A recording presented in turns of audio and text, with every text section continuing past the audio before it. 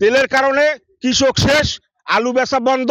একটা গাড়ি up down করতে হলে 100 লিটার 200 লিটার তেল লাগে। আর তেল যদি না পায় তাহলে এখানে আসবে কেমনে? চলতি মৌসুমে আলুর আবাদ কিছুটা কম হলেও ফলন হয়েছে আশানুরূপ, কিন্তু জ্বালানি সংকটের অজুহাতে দূরবর্তী এলাকার পাইকাররা না আসায় বাজারে প্রতিযোগিতা কমে গেছে।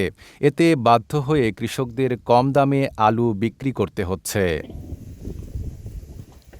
সরেজমিনে বরগুনা জেলার পাথরঘাটা উপজেলার বিভিন্ন এলাকায় দেখা যায় কৃষকরা ব্যস্ত সময় পার করছেন আলু উত্তোলনে। তবে ভালো ফলনের আনন্দ ম্লান হয়ে গেছে ন্যায্য দাম না পাওয়ার হতাশায়। অনেকেই আলু তুলে স্তূপ করে রাখছেন, কিন্তু বিক্রি করতে পারছেন না। যখন আলু আমরা বেচতে পারতেছি না, আমার তো লোকসান হয়ে আলু ধরেন এরকম কারি দিলে আলু পচে যাবে। আর দিন দিন বৃষ্টিপাত আবহাওয়া খারাপ, আমাদের কৃষকের তো মরণ ছাড়া আর কোনো গতি নেই, দেই না আমরা। স্থানীয় কৃষকরা জানান, সার, কীটনাশক ও শ্রমিক খরচ বেড়ে যাওয়ায় উৎপাদন ব্যয় অনেক বেশি হয়েছে, কিন্তু বর্তমান বাজার দরে আলু বিক্রি করলে সেই খরচও উঠছে না। কেউ কেউ শ্রমিকের মজুরি দিতেও হিমশিম খাচ্ছেন।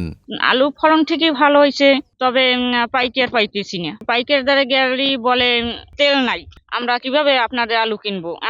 তারা কিনতে চায় পানির সস্তা দামে আলুটা কিনতে চাই, কিন্তু আমরা এই দরে যে আলুটা ছাড়বো সেই খরচাটা আমাদের পোষায় না। এদিকে জেলায় কোনো হিমাগার না থাকায় আলু সংরক্ষণের সুযোগ নেই, ফলে কৃষকদের দ্রুত বিক্রি করতে বাধ্য হচ্ছে।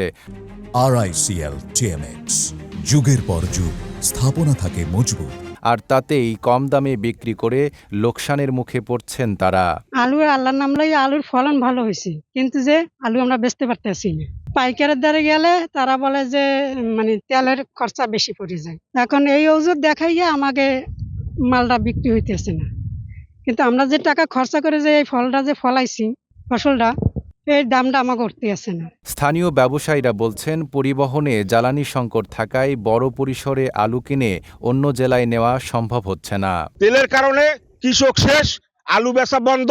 ডাইরেক্ট তেলের সমস্যা, সব সমস্যা। একটা গাড়ি আপ ডাউন করতে হলে 100 লিটার 200 লিটার তেল লাগে।